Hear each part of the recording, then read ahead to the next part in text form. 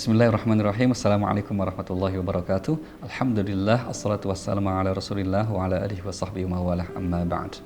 Salah satu ungkapan di kalangan milenial anak muda ketika menyikapi masa lalu adalah yang lalu biarlah berlalu.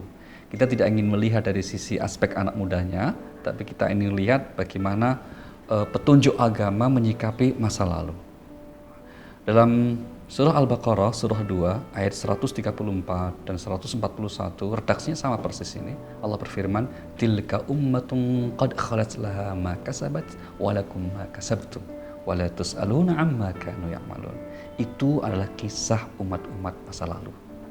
Bagi mereka akan mendapat apa yang mereka usahakan, dan kamu tidak akan ditanya atas apa yang mereka lakukan.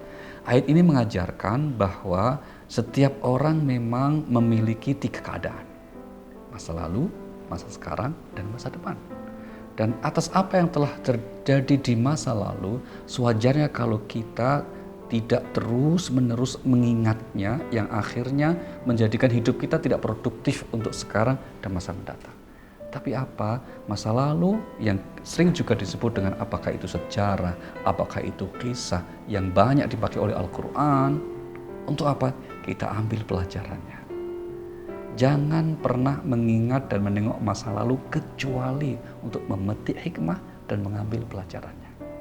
Karena ketika Al-Quran, misalnya kita ambil contoh di surah 12 ayat 111, Allah berfirman di situ, "Laqad kana fi qasasihim ibratun."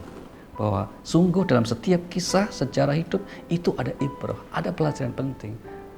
Karena kehidupan manusia pada dasarnya adalah sejarah yang berulang. Maka fokuskan kita untuk memetik pelajaran atas apa yang menimpa kita di masa lalu kita. Jangan pernah meratapi, apalagi sampai mengatakan seandainya. Itu tidak akan membawa apapun kebaikan untuk kita.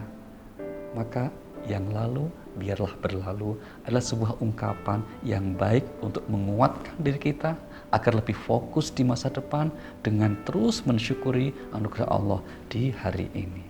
Karena yang telah lewat tidak akan pernah kembali. Memimpikan sebuah masa lalu untuk kembali sama dengan kita ingin matahari yang telah terbit supaya kembali terbenam, dan itu tidak mungkin. Wassalamualaikum warahmatullahi wabarakatuh.